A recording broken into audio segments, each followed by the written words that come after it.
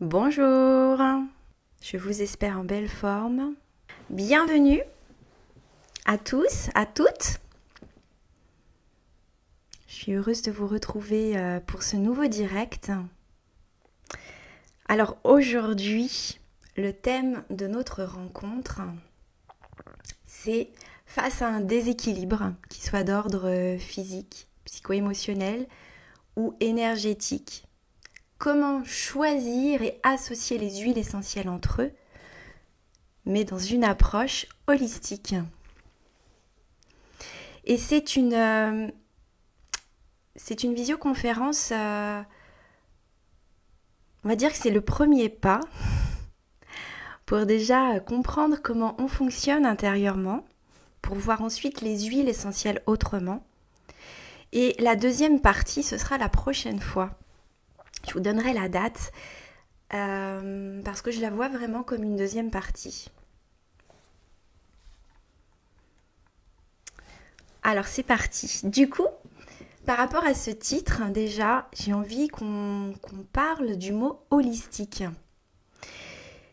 On en parle de plus en plus, holistique. Aromathérapie holistique, prise en charge holistique. Mais ça veut dire quoi en fait, holistique ? Au début, pour moi, c'était un terme très abstrait. En fait, le synonyme, c'est global. Voir l'être humain, l'appréhender de manière globale, en prenant en considération toutes les sphères de l'être humain. Alors, la sphère physique, on a l'habitude d'abord d'écouter cette sphère physique en premier, le langage de notre corps. Il va s'exprimer à travers différents déséquilibres, c'est-à-dire des symptômes. Peu importe après l'expression du symptôme, mais voilà, le corps parle. Donc ça, c'est notre sphère matière. Et puis ensuite, on a la sphère psycho-émotionnelle. Donc là, c'est comment je vis les choses intérieurement, comment je me sens, quelles sont mes pensées, quelles sont les émotions que je vis. Mes pensées et émotions sont en lien, bien entendu, n'oublions pas cela.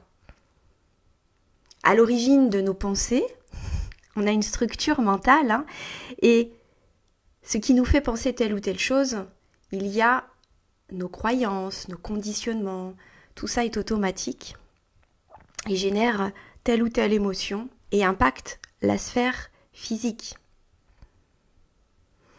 Et puis on a notre sphère encore plus subtile, énergétique. Donc sphère psycho-émotionnelle, énergétique, ça c'est ce qui ne se voit pas, ce qui ne s'exprime pas peut-être directement dans la matière, mais tout prend racine ici en fait. C'est nos langages subtils.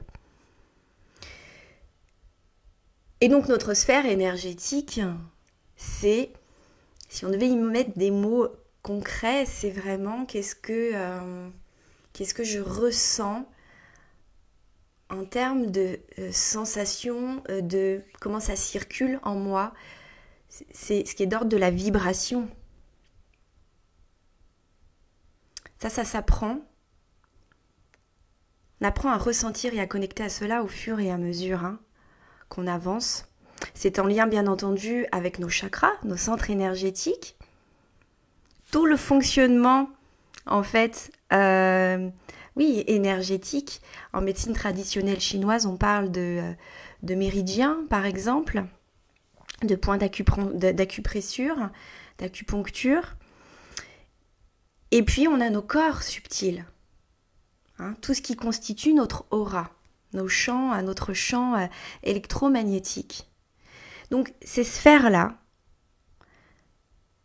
elles sont toutes imbriquées les unes avec les autres.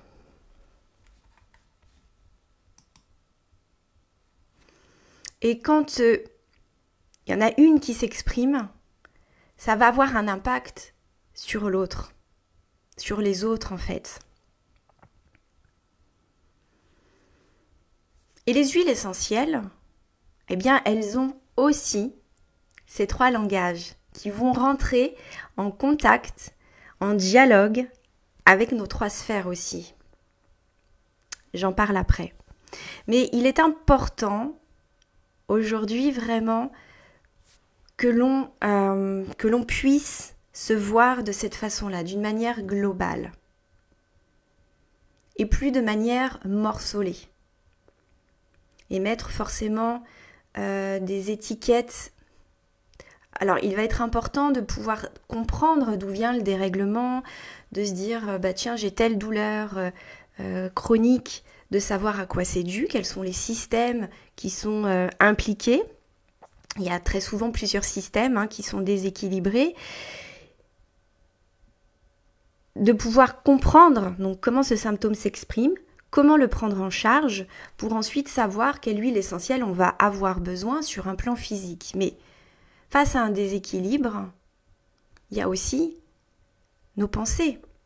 De nouveau, le comment je me sens. Tiens, j'ai mal à tel endroit depuis déjà un petit moment.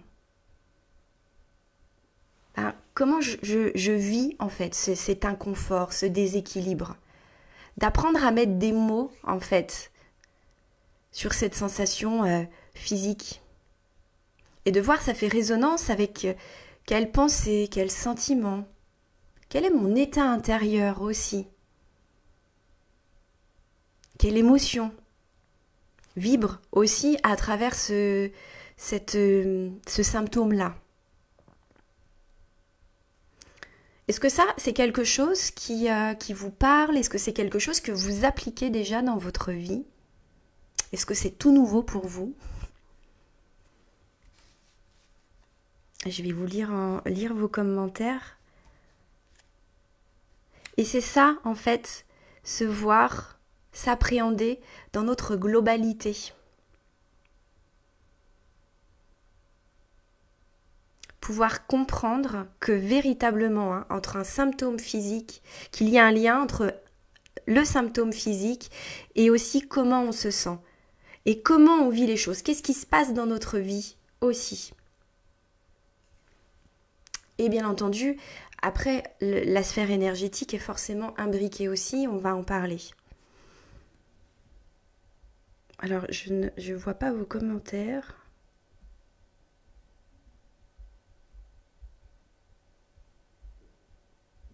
Ah.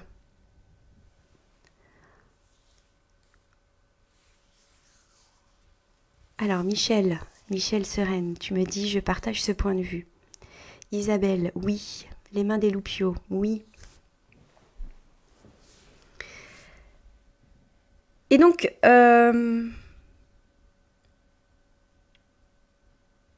quand je parle de sphère énergétique, donc je vous disais, c'est à la fois nos corps subtils qui se dégagent de nous, qui sont tout autour de nous, et aussi nos centres énergétiques, nos chakras. Je ne sais pas si vous connaissez un petit peu les chakras. On en a plusieurs au sein de notre corps et on va en dénombrer 7 principaux. Et les chakras sont en lien aussi avec nos corps, nos différents corps énergétiques. Le corps éthérique, le corps astral, émotionnel, le corps mental, le corps causal, les corps spirituels. Tout est en lien et de nouveau aussi avec la matière. Et chaque chakra va gérer des organes, une partie du fonctionnement de notre corps. Et aussi nos besoins. Chaque chakra a une intelligence propre, porte une partie de notre évolution. En fait, c'est notre biographie. Et donc, ce qui va être intéressant avec cette approche holistique, avec les huiles, c'est de se dire, tiens, face à un déséquilibre, on va partir sur quelque chose qui est plutôt chronique, quelque chose qui se répète. C'est ça qui doit aussi nous interpeller, c'est de se dire, ça revient tout le temps. Tous les mois, en fonction de notre cycle, quand on est femme, j'ai telle problématique. Ou problème de digestion qui dure depuis longtemps. Voilà, d'apprendre à observer, tiens, en fait, quelle est la fréquence exactement? Ça intervient à quelle période de mon cycle, à quelle période de l'année? Et puis, quand ça survient, quand ça s'installe, ou quand vraiment c'est douloureux, il se passe quoi dans ma vie véritablement ou intérieurement?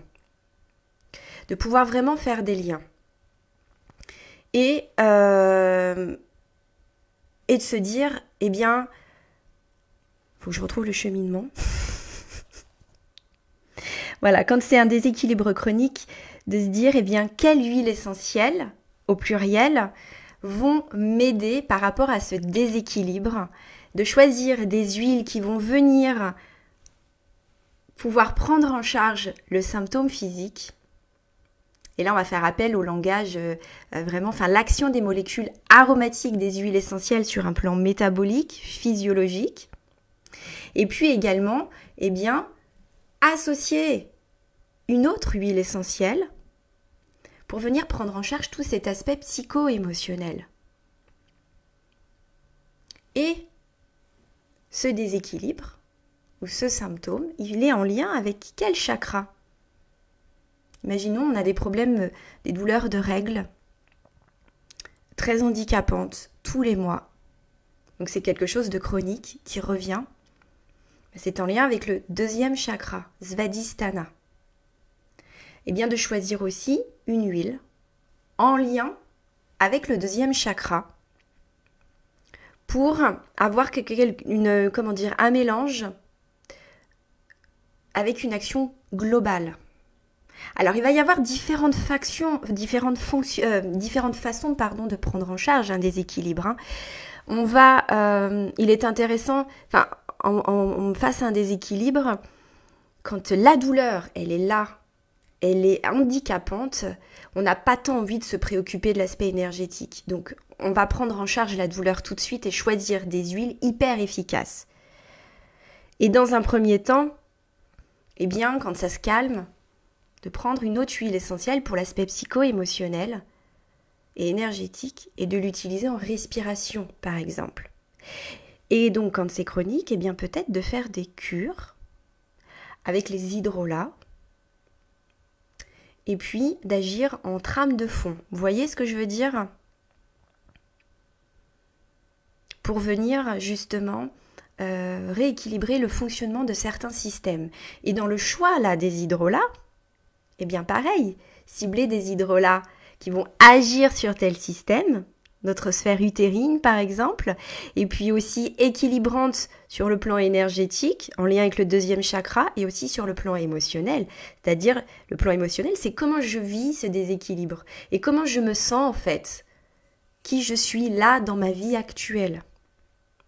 Donc ça veut dire en fait, se soigner de cette façon-là, ça veut dire prendre le temps de s'écouter, d'écouter ce qui se passe, de revenir à l'intérieur de soi, d'être à l'écoute, d'écouter le corps, d'écouter les pensées, de se dire, eh bien ouais, en fait, c'est intéressant d'observer ça, mais moi j'apprends vraiment à le faire. Et je le fais surtout en fait quand j'ai très très mal. C'est-à-dire quand là je suis clouée sur mon lit et que je ne peux rien faire. Genre quand j'ai la dernière migraine que j'ai faite, où je suis clouée dans mon lit et que c'est vraiment hyper inconfortable. Ok, là j'observe ce qui se passe ici, qu'est-ce que ça me dit? Alors il y a les pensées où je vais me plaindre, où j'ai même déjà eu ce genre de pensée, mais je vais me jeter par la fenêtre tellement que j'en peux plus de ce mal de tête. Et d'un seul coup, je me suis dit, tiens, face à cette douleur qui m'accapare, qui accapare toute mon énergie, en fait, quelle est la meilleure façon pour moi de vivre ça, cet état inconfortable? Et de prendre une certaine distance par rapport à cette douleur. Et de redescendre dans mon corps. De respirer lentement, profondément dans mon corps. Et donc du coup, j'apprends à gagner en présence dans ces cas-là. Parce que notre réflexe, c'est de vouloir fuir parce que c'est douloureux. Et on veut faire taire à coup d'huile essentielle ou à coup de médicaments un symptôme et on verra plus tard. Alors, je dis pas que c'est négatif de faire ça. Je l'ai fait, ça m'arrive encore de le faire, mais de revenir dessus Surtout de nouveau quand c'est chronique et que ça s'amplifie même, hein, de crise en crise. Et voilà, quand on apporte cette conscience et cette présence à notre corps, d'accueillir et de revenir dans le souffle, dans la respiration et dans cette zone-là qui nous accapare, on prend une petite huile essentielle. En fonction de la douleur, on peut cibler son huile. Pour le mal de tête, par exemple, ça pourrait être de l'amande poivrée. Mais pas que, ça pourrait être de la lavande, ça pourrait être de la camomille. Une huile qui vous parle, une huile qui va vous faire du bien, qui va vous amener à la détente. Parce que c'est ça aussi qui est important face à une douleur ou un déséquilibre. Pour mieux le gérer, ça nécessite qu'il y ait de la détente à l'intérieur de soi. Et ça ne se fait pas seulement sur un plan mental, de se dire je vais me détendre, je vais me détendre, je vais me détendre, je vais me détendre. Non, ça ne fonctionne pas comme ça, on le sait. Alors, on se pose, on respire de manière la plus consciente possible, en étant le plus présent possible, à vraiment l'impact de la respiration sur soi, de venir s'ancrer dans le corps, de se dire ok, je suis prête à t'écouter. Qu'est-ce que tu as à me dire ? Et de prendre une huile. Ferme les yeux. Et on la respire. Et on peut inviter l'odeur à venir circuler, voyager dans la zone douloureuse. Et on peut, avant même de respirer l'huile essentielle, déjà, quand on se connecte à la partie qui attire notre attention, de poser cette question. Quel est ton besoin, là, ici et maintenant? Besoin de calme, besoin de paix, besoin de fluidité, besoin de venir comme étirer une zone. Voilà, on observe les mots qui viennent. Et ça peut être un peu important aussi de verbaliser. Hein. Et ça nous aide à prendre de la distance sur ce qui s'exprime. Et ensuite, quand on va respirer l'huile essentielle, eh bien d'y mettre ces mots. Là, que la partie de notre corps a besoin de recevoir, avec bienveillance. Et vous voyez, c'est comme s'il y avait une partie de nous qui se met en retrait, une partie de nous très bienveillante et qui est là juste en étant pleinement présente à ce qui se passe. C'est notre partie un peu médecin intérieur qui va accompagner le processus. Et je peux vous assurer vraiment l'impact que ça peut avoir profondément. Hein, on stoppe tout, on revient à l'intérieur et on regarde. Et on se rend compte qu'en fait, quand on fait cette expérience, qu'on est capable, juste par notre propre présence, avec l'accompagnement d'une huile essentielle, mais de venir apaiser une douleur, un déséquilibre, de venir peut-être même stopper quelque chose, guérir.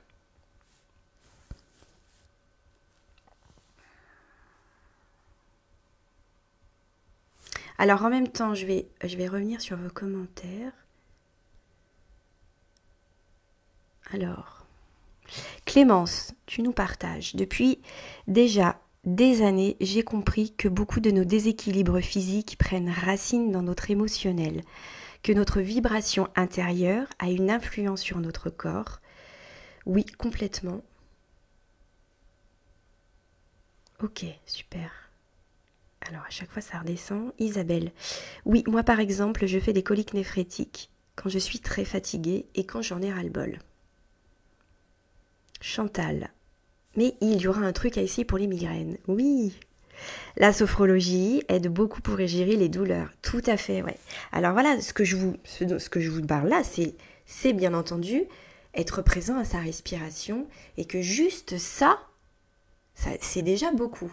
Si en plus vous associez le langage, l'odeur de l'huile essentielle, bien là vous allez agir à la fois sur l'aspect énergétique, hein, par la vibration de l'odeur, et puis l'effet thérapeutique de l'odeur, qui va venir apaiser, calmer, et puis décristalliser aussi Vous voyez comme un nœud là, quelque chose qui s'est matérialisé dans le corps, mais sur un plan énergétique. Donc, apprenons à faire ça, par rapport à cette douleur, de venir l'écouter et de vraiment être présent et de voir quelle posture intérieure mon corps a besoin pour qu'il y ait de la détente. Et de se faire aider par les huiles. Et là, vous pouvez les choisir, soit vous êtes en train d'étudier des huiles, vous savez qu'elles ont des propriétés relaxantes, apaisantes, antalgiques aussi. Donc par exemple, je parlais de la migraine, je vous en ai cité 3. Il y a l'amande poivrée, la lavande vraie, la camomille noble, qui peuvent agir sur les douleurs, la Golterie. Alors, voilà, il y en a d'autres, bien entendu, le catrafray aussi. Donc ça, c'est pour l'aspect à la fois physique mais émotionnel. Et parmi celles-ci, vous dire, tiens, je vais en choisir une au hasard.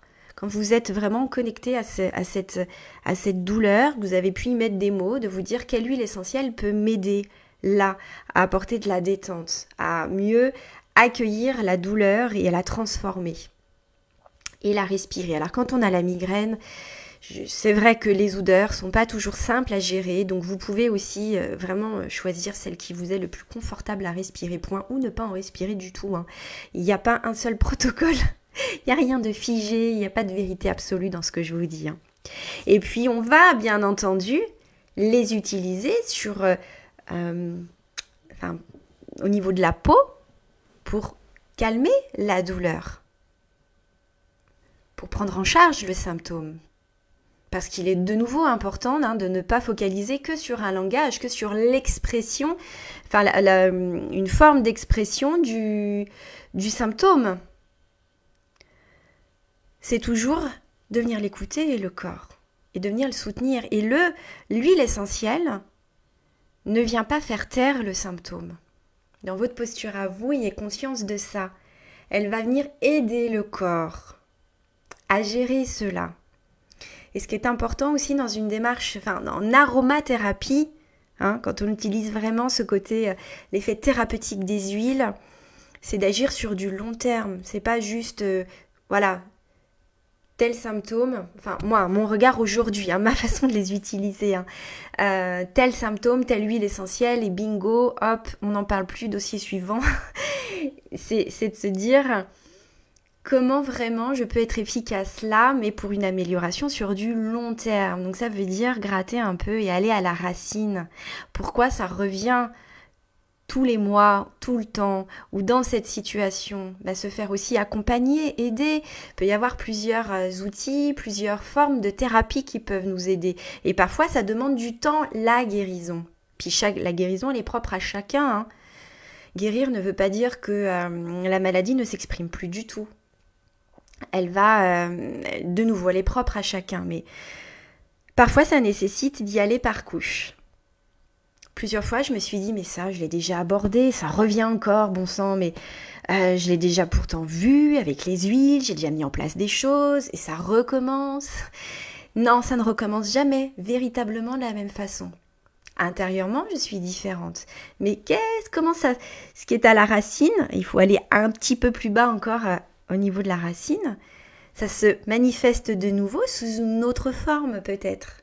Bien peut-être qu'on a besoin d'une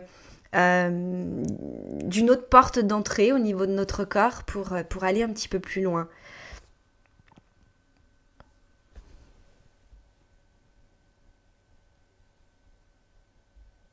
Alors, je reviens dans vos commentaires. Alors, Michel, pour les douleurs dentaires, je peux prendre quelle huile essentielle? Et il faut viser le chakra de la gorge. Oui, plutôt le chakra de la gorge, en effet. Alors, pour les douleurs dentaires, du coup, la question que j'ai envie de te poser, c'est est-ce que c'est chronique? Es-tu allé voir un dentiste? Sais-tu d'où ça vient? Là, il y a déjà toutes ces questions à poser. Alors, les huiles pour la douleur, s'il y en avait une seule à cibler, ce serait le titri. L'huile essentielle de tea tree, c'est vraiment une merveilleuse huile essentielle pour aider le corps à guérir à différents niveaux. Mais bon, sur un plan physique, c'est une huile qui est à la fois très antibactérienne, à large spectre, mais une antibactérienne douce. Le girofle, c'est un antibactérien très puissant, mais c'est le stade au-dessus en fait. Hein. Donc dans un premier temps, on va plutôt cibler le tea tree. Et en plus, il est antalgique, qui va calmer la douleur. On va mettre une goutte de tea tree, pure ou diluée avec de l'huile végétale de cuisine par exemple, comme l'huile d'olive, du colza. Si, imaginons, vous êtes en train d'effectuer des soins dentaires et que du coup, c'est très enflammé, c'est à vif, eh bien, vaut mieux diluer avec de l'huile végétale. Mais le tea tree pourrait être appliqué pur sur la gencive.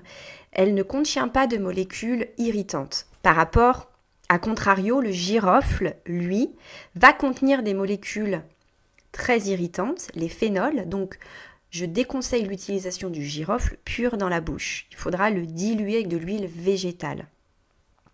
Mais le girofle, donc, on peut le conseiller quand le tea tree ne fait plus effet ou quand ça traîne d'heure en heure, quand on est au stade de l'abcès, qu'on attend une intervention dentaire ou un rendez-vous dentaire et que là, il y a besoin d'agir avant le rendez-vous, on peut passer au girofle, mais qui est merveilleux. Mais moi, j'ai pris en charge plein de douleurs comme ça grâce au girofle, notamment les poussées quand les dents de sagesse, elles essayent de sortir et que c'est vraiment hyper douloureux. Le girofle est fantastique. Donc, une goutte pure de girofle avec de l'huile végétale, vous appliquez localement et vous le faites 6 fois par jour. Alors, attention, on ne fait pas ça sur 15 jours, hein. De nouveau, c'est en attendant un rendez-vous dentaire. On a aussi, si on n'a pas le tea tree, également le laurier noble, qui est super pour les douleurs dentaires.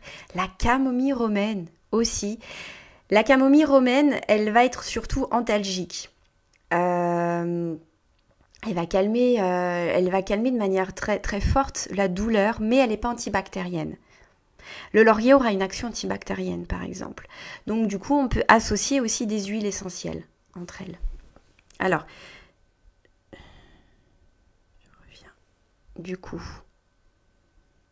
je reviens sur le commentaire. Michel, tu me précises que c'est chronique depuis 2 mois.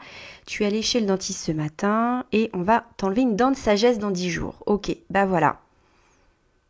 Et continue d'utiliser le tea tree. Et si c'est pas suffisant, tu peux te faire un mélange. Je dis tu, hein, d'accord? Tu peux te faire un mélange avec tea tree, laurier, camomille dans un petit flacon de 5 ml. Tu les utilises, tu les mets purs dans ton mélange, tu prélèves une goutte d'huile essentielle et tu appliques localement jusqu'à ton rendez-vous. Et tu peux le faire 4 fois par jour. Il est possible aussi de l'appliquer, le mélange, à l'extérieur de la bouche, donc au niveau de la peau, au regard de la zone douloureuse. Ça fonctionne aussi. Si on ne veut pas avoir le goût prononcé des huiles dans la bouche, on peut le faire à l'extérieur. Pour le girofle, on dilue aussi. Hein.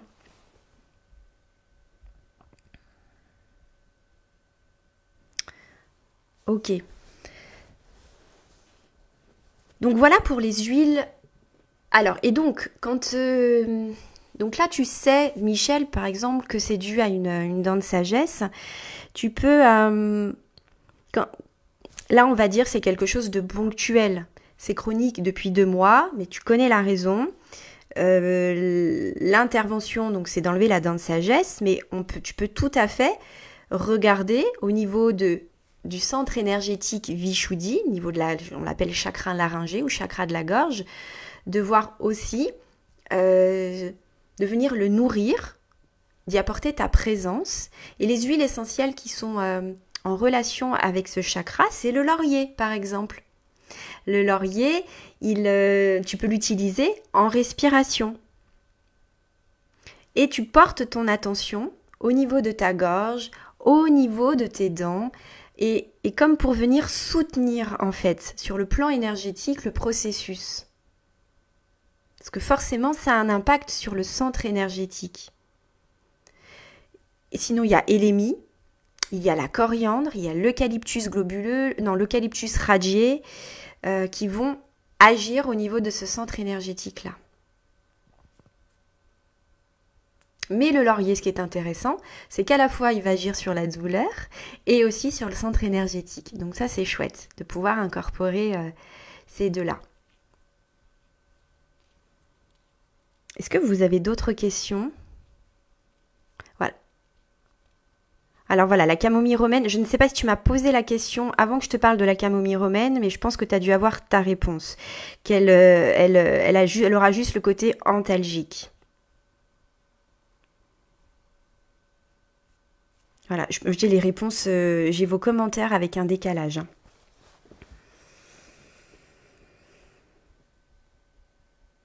Je regarde mes notes pour voir si... Alors, le corps, revenir au corps, c'est toujours très important. Je vous ai dit au début qu'on a cette habitude de le regarder de manière morcelée. Là, dans cette démarche holistique, il est nullement raison, enfin il est nullement question, je veux dire, comme de nouveau, de ne plus l'écouter et de ne regarder que la sphère émotionnelle ou énergétique. Non, c'est toujours de tout englober. Je reviens à l'intérieur de moi, ici. Déjà, je vais mettre des mots sur comment je ressens les choses, tous les niveaux, comment je me sens, comment je vis cela, ce déséquilibre, et dans ma vie, qu'est-ce qui se passe aussi, qui fait résonance à ça, en effet, comme je ne sais plus qui le précisait, mais dans certaines difficultés de notre quotidien, notre corps va avoir une façon d'exprimer le déséquilibre, toujours de la même façon.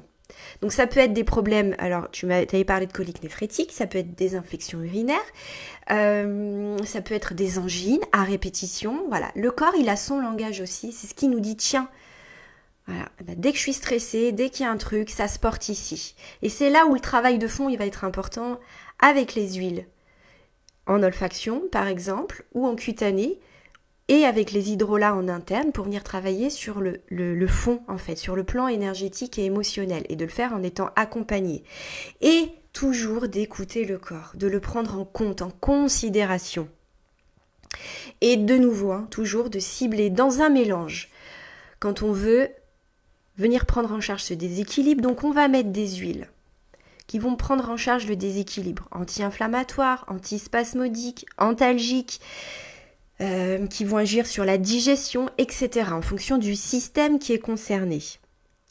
Donc là, on va vraiment choisir nos huiles, de nouveau, parce qu'il y a telle présence de molécules biochimiques, on sait qu'elles ont telle propriété, et on a besoin de ces propriétés-là pour ce déséquilibre-là.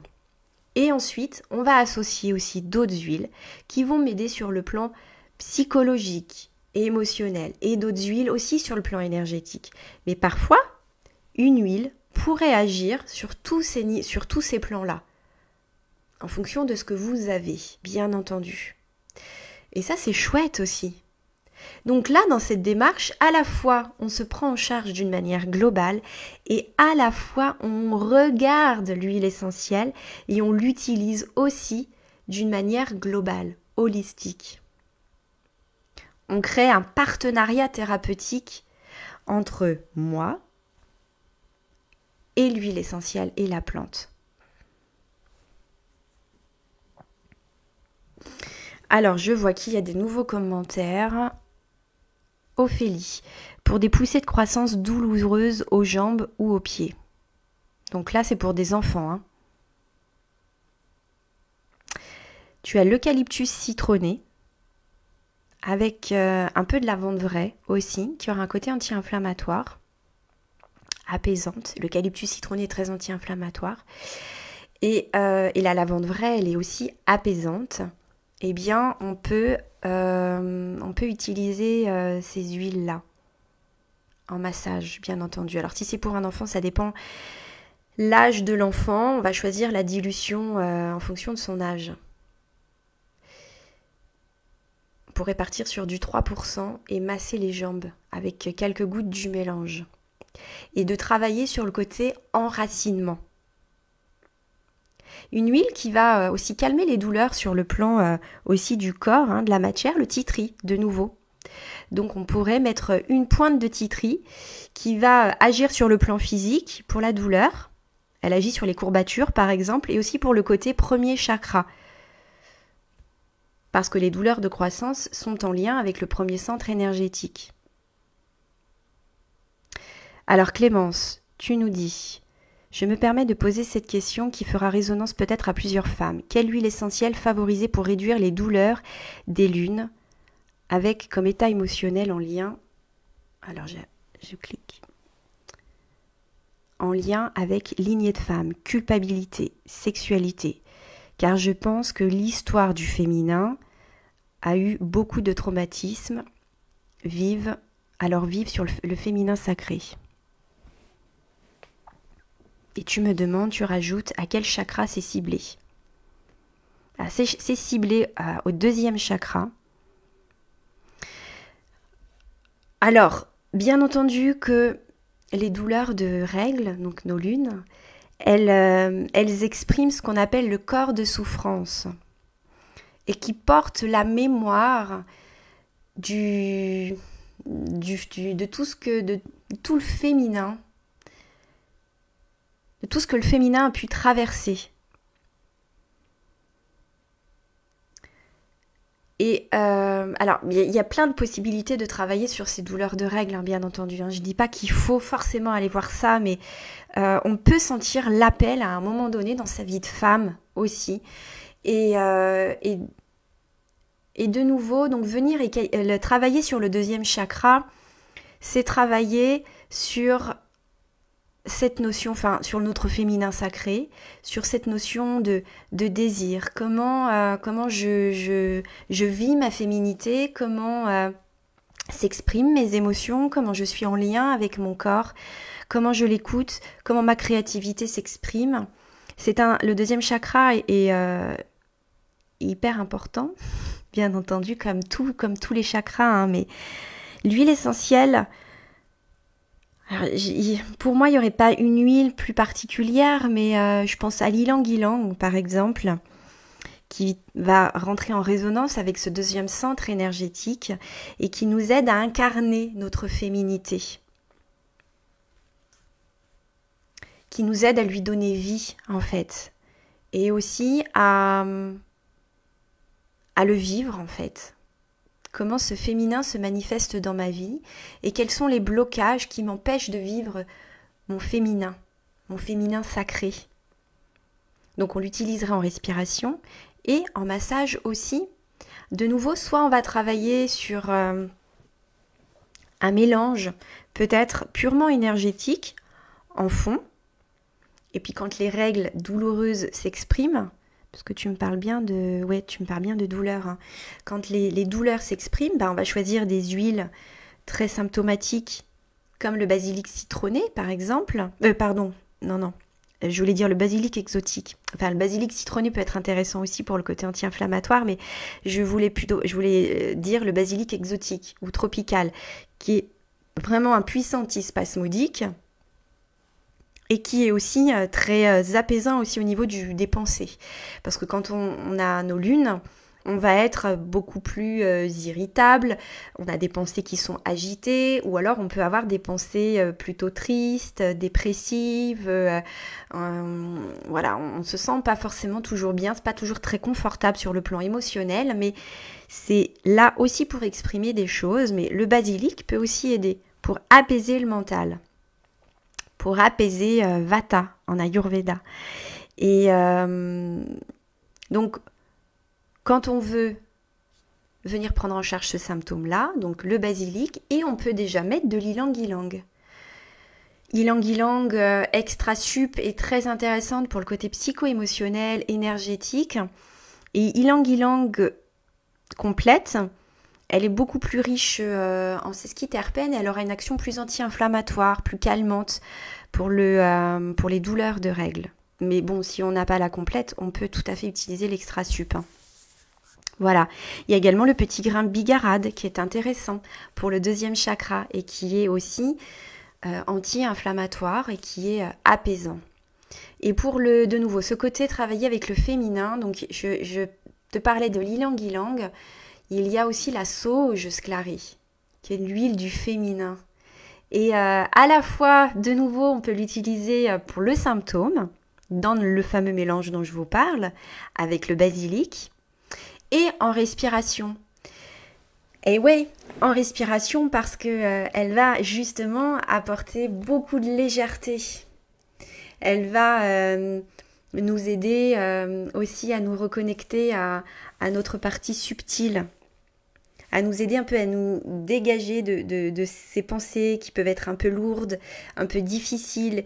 Et elle rend même un peu euphorique, hein, quand on la respire longuement, la sauge sclérée. Elle éveille en nous la créativité, la joie, l'intuition. Et elle reconnecte à notre médecine de femme sacrée. Donc elle est super intéressante à utiliser pendant toute cette période-là où on a nos lunes en respiration. Donc on la respire au flacon. Alors elle est contre-indiquée sur un plan physique chez les personnes qui ont des cancers hormonaux dépendants. Parce qu'elle est œstrogène-like. Mais en respiration, elle ne posera pas de soucis pour l'utiliser pour cet aspect-là. Alors, du coup, Clémence, par rapport à ce que je viens de dire, merci pour tes réponses. Je suis Vata. En plus, je vais essayer le basilic car la sauge, j'ai vraiment du mal avec l'odeur. Ok. Alors, après, justement, des fois, quand on a du mal avec l'odeur, c'est qu'elle peut nous aider. Mais, voilà, ça, c'est encore un autre sujet. Mais observe. Observe le basilic. Le basilic ne va pas du tout agir de la même façon au niveau des pensées, par contre. Il va apaiser le mental, les dispersions dans lesquelles nous amènent nos pensées. Et puis, il va aider à canaliser, à faire dégonfler le ballon, à faire redescendre la pression. Je remonte pour Ophélie. Tu me précisais donc pour un enfant de 7 ans. Ok.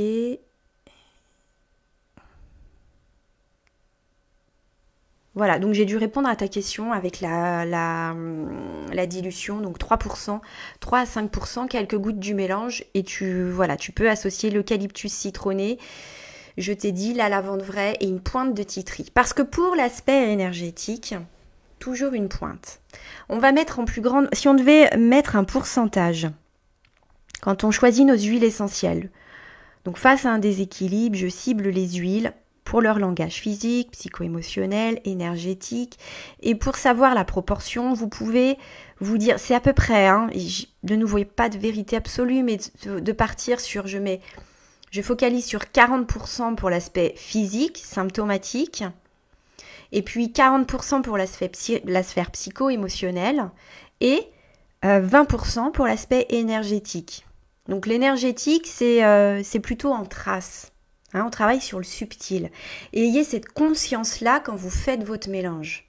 Pour les personnes, je dis ça pour les personnes qui sont formées à l'aromathérapie ou qui ont l'habitude de faire leur synergie, vraiment d'apporter cette conscience-là de je travaille main dans la main avec le végétal. Et je choisis ces huiles pour telle et telle propriété et pour répondre à tel besoin.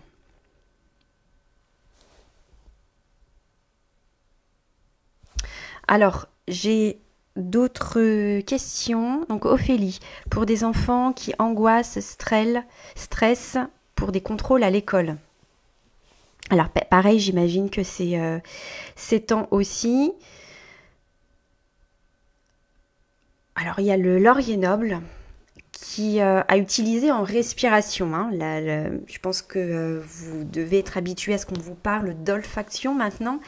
L'odorat est un sens très puissant pour venir influencer un état intérieur grâce à l'odeur de l'huile essentielle. Et le laurier, il aide à connecter à plus de confiance en soi et à se sentir capable de s'exprimer dans telle ou telle situation, capable vraiment de connecter à son potentiel intérieur. Donc on va accompagner l'enfant à respirer l'huile essentielle de laurier noble plusieurs minutes, 1 à 2 minutes en fonction de l'âge, en fonction de sa capacité à rester attentif à la respiration en conscience. Donc il ferme les yeux. Alors soit tu déposes une goutte de laurier noble sur le mouchoir, soit tu lui fais respirer directement au flacon et tu l'accompagnes avec ta voix.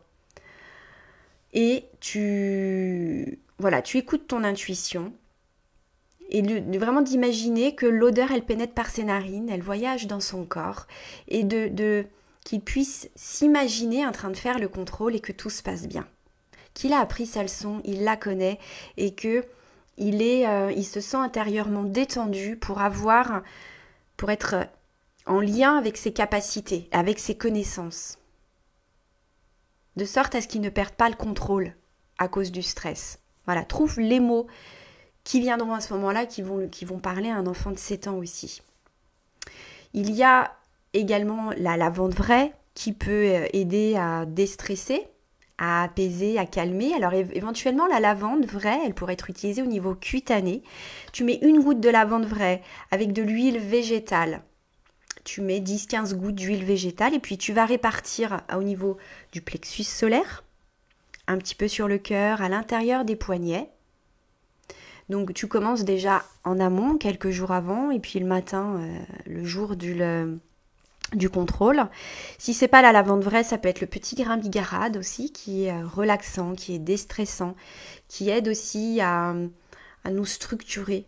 Quand on est stressé, on perd le contrôle, on est dispersé, donc le petit grain bigarade, il rassemble, il structure, il nous aide aussi à nous concentrer, donc il peut vraiment être aidant. Et en choisir donc une huile en olfaction et une huile en cutané. Le laurier noble, je le garderai plutôt pour l'aspect olfactif. Il pourrait être allergisant au niveau cutané, mais pour un enfant, ok pour la voie olfactive et au niveau cutané, petit grain bigarade ou lavande vraie. Alors, Chantal, tu précises par rapport à ce que j'ai pu dire sur le féminin tout à l'heure, le fragonia, mais c'est une huile aussi fantastique du féminin, en effet, je l'aime énormément. Elle n'a pas du tout la même vibration que ylang ylang. Et si on a du mal avec ylang ylang, eh bien on peut rentrer en lien avec fragonia, qui est... Alors, ylang ylang, c'est 2e chakra, fragonia, c'est le chakra du cœur, le 4e, qui va créer l'ouverture au niveau du cœur, qui va connecter à la bienveillance, à la douceur, à l'amour de soi aussi, et qui nous aide à rentrer en relation avec soi-même et avec les autres.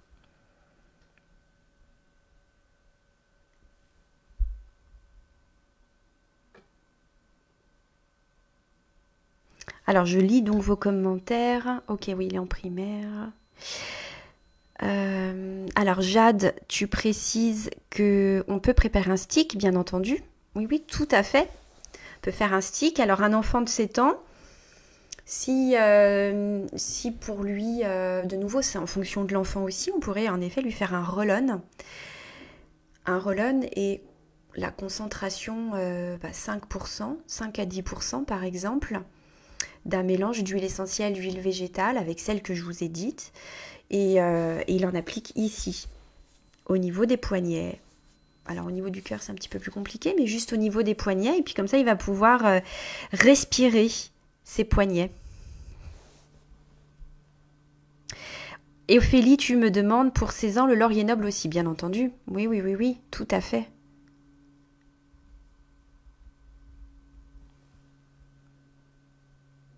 Et dans ces cas-là, tu peux laisser le flacon à ton adolescent de 16 ans, le flacon de laurier noble pour qu'il continue à l'utiliser jusqu'à ce qu'il ait son contrôle en fait. Alors Clémence, tu me précises, il y a aussi la mandarine rouge qui est super. Du coup, précise-moi Clémence, pourquoi là... Pour le stress, parce que à la fois je suis sur plusieurs, je parle du coup de l'aspect stress pour les enfants, adolescents et aussi par rapport à la question que tu m'avais posée. Du coup, remets-moi dans le contexte pour la mandarine.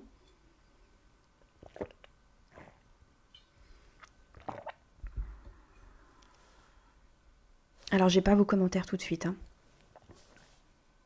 Pour le stress chez les petits, oui, tout à fait.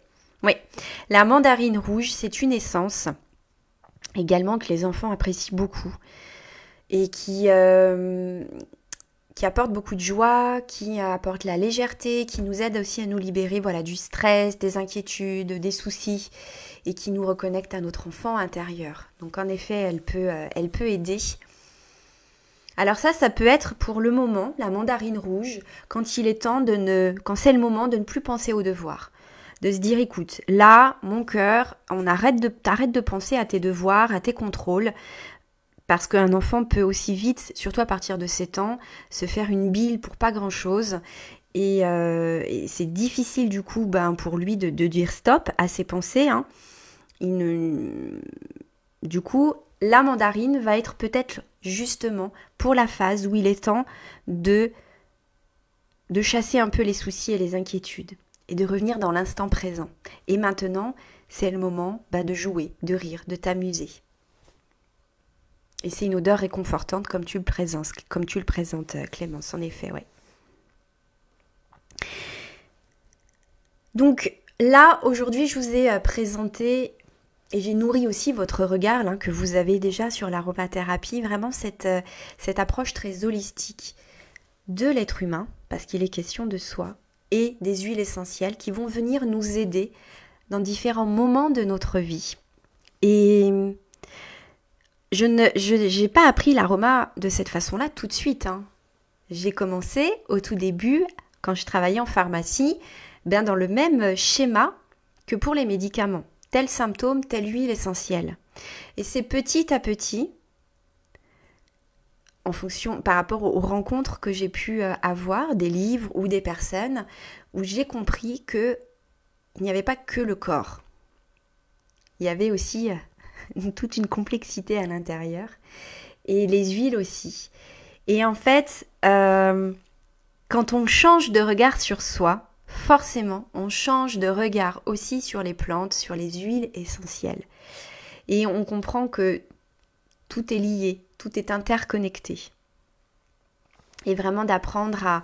On part du symptôme, on prend de la distance et on regarde les choses avec de la hauteur.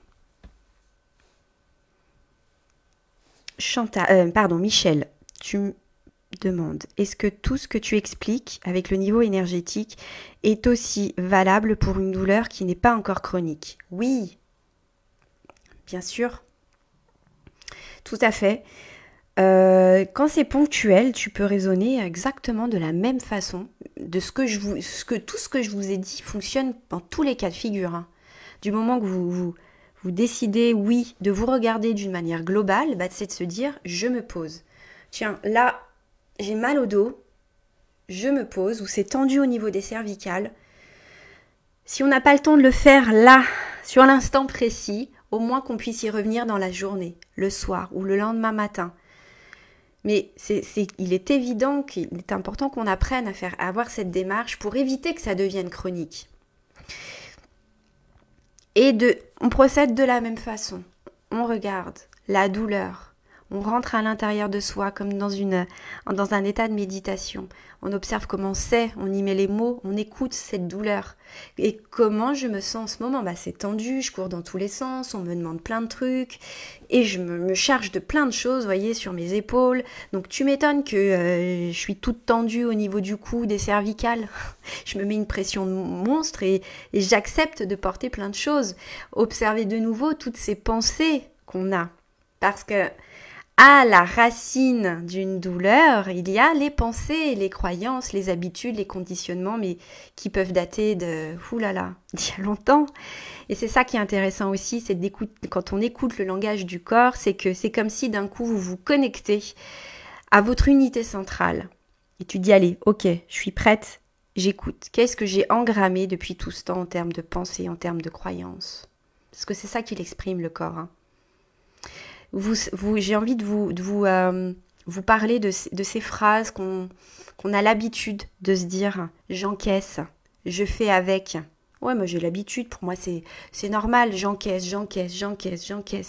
Et quand on se dit tout ça pendant des années et des années, mais oui, le corps littéralement il encaisse, il stocke. Et on a des millions de dossiers comme ça, ou quand on met tout sous le tapis, à un moment donné, il y a l'inconscient. Il veut que ça sorte. Il veut libérer cette C'est le mouvement de la vie en soi qui cherche à remettre du mouvement et à faire péter un peu faire éclater cet abcès ou à vouloir décristalliser quelque chose pour faire circuler l'énergie. Donc quand l'énergie est bloquée, il y a une douleur, il y a quelque chose qui s'exprime là. Donc d'où l'importance aussi d'apprendre vraiment à écouter le corps et de ne pas attendre que ça empire. Et de vouloir d'aller regarder en douceur et d'être accompagné aussi pour cela, parce qu'en fonction des douleurs, ça peut être difficile. Bonjour Rose Laurence. Alors, de toute façon, on arrive à la fin de notre rencontre. Je lis le dernier commentaire. Ophélie, je connais une petite fille de 4 ans qui en veut beaucoup à ses parents lorsque le papa surtout part pour quelques jours ou voire plusieurs jours pour le travail et devient une boule de nerfs qui explose.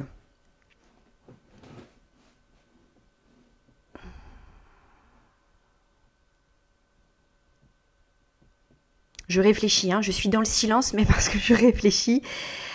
Alors, moi, je connais cette situation parce que mon conjoint part tout le temps en déplacement. Du coup, je suis tout le temps, la majorité du temps, toute seule avec mes 2 enfants. Donc, mon garçon qui a 5 ans, l'aîné, et mon bébé qui va avoir 1 an bientôt. Et c'est difficile pour Liam qui est très fusionnel avec son papa, de vivre les séparations. Enfin, c'est difficile, oui et non. Et Ophélie, tu me précises, la maman fait un burn-out parental. Oui. Alors, l'enfant, forcément, il est lié aussi, il va voir les choses au travers du filtre du parent. Donc de la maman, d'accord. Alors moi je vous parle bien entendu à travers mon prisme et mon histoire parce que moi, ma façon de vivre cette séparation, forcément ça va aussi impacter mon fils. Donc quand je travaille aussi sur cet aspect-là chez moi, forcément ça a un impact bénéfique chez Liam, mon aîné. Donc, il y a tellement de facteurs à prendre en considération aussi. Comment aussi, quelle relation le papa a avec sa petite fille, etc. Mais ce dont elle peut avoir besoin, c'est à la fois d'un cadre. Et puis c'est vrai que j'aurais envie de te poser plein de questions parce que quelle place a le papa dans la vie de la petite fille en dehors de ses absences, parce que mon aîné, par exemple, lui...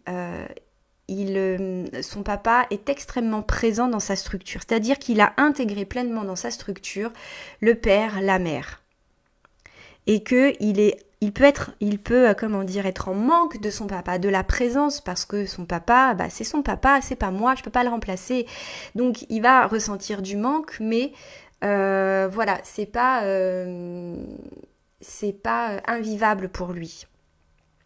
Mais ce qui peut être intéressant, peut-être c'est vraiment d'apporter ce côté structure apaisant chez cette petite fille.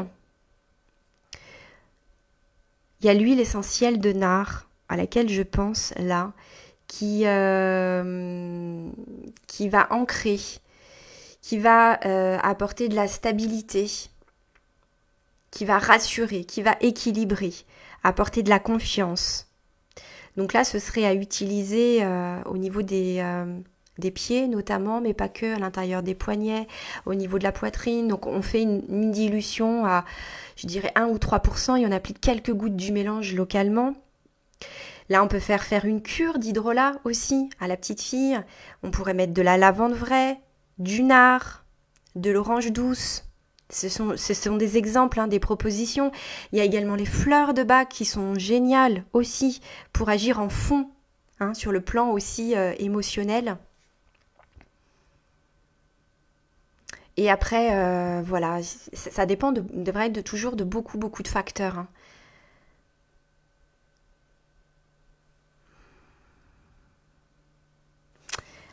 Alors, on va terminer. Et Clémence, tu me dis, merci, super, merci Elodie, très instructif. Merci encore pour les petits conseils. Je retiens Fragonia, merci Chantal, basilic et à l'explorer ce chakra sacré. D'accord. Ah oui, Ophélie précise, son papa lui manque et pour elle, c'est à cause de sa maman. Ouais. Alors là, je vais pas plus m'étendre parce que du coup, ne connaissant pas en plus les parents, et on est vraiment sur quelque chose de, voilà, une structure familiale, une structure, il y a besoin, ce qui est chouette avec les enfants, hein, c'est qu'ils ils expriment qu'en fait, il y a un déséquilibre au niveau de la structure globale de la famille. Mais il n'y a pas à accabler qui que ce soit, à se dire c'est de la faute de qui, c'est de la faute de personne en soi, hein.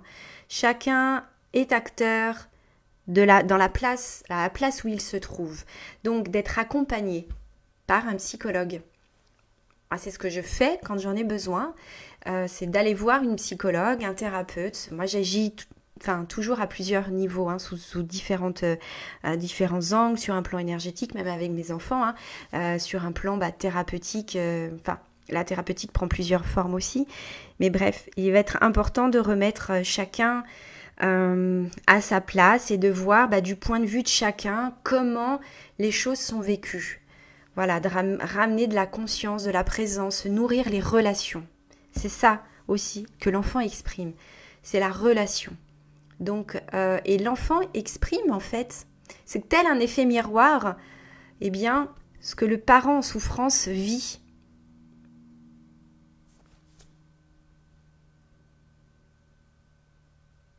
Voilà. Donc les huiles vont être la complémentarité pour les accompagnements thérapeutiques qu'on peut faire avec des psychologues ou d'autres thérapeutes. Mais parfois, il est vraiment, vraiment nécessaire de faire ce travail-là. Parce que les gens sont formés pour cette approche-là, cet accompagnement et pouvoir vraiment avoir de mettre des mots sur ce qui se vit. Merci pour votre écoute. J'ai quelques petites précisions à vous apporter. Donc, notre prochaine rencontre aura lieu le 17 mars, un jeudi, à la même heure. Et là, on va parler de comment on associe les matières végétales entre elles. Huile essentielle, huile végétale, hydrolat, lorsque l'on veut faire des cures. Donc, si vous voulez, ça va être la suite de cette intervention en approfondissant, pas tant que ça approfondir, mais en abordant les choses face à un déséquilibre, si c'est chronique ou ponctuel, eh bien comment on met en place ça. Alors il y a certainement des choses que je vais répéter de nouveau, forcément, mais on va continuer ensemble sur ce chemin-là. Demain, Jody intervient pour parler de la cure printanière. J'ai plus le détail exact, je suis désolée. Cure printanière, très certainement avec les hydrolats et les huiles essentielles. Et il intervient également avec Malthéozel le 23, donc la semaine prochaine. C'est mercredi prochain. Et donc, Malthéozel va nous parler d'aromathérapie holistique. Et oui, donc vous allez avoir aussi le regard de Malthé. C'est celui qui a créé Oshadi d'ailleurs. Donc, vraiment à ne pas manquer. Je vous remercie en tous les cas de votre présence. Merci à chacune et à chacun. Et puis, je vous souhaite de nouveau, comme d'habitude, de bien prendre soin de vous, de revenir ici à l'intérieur et d'écouter la vie vibrer en vous. Et je vous dis à très très bientôt.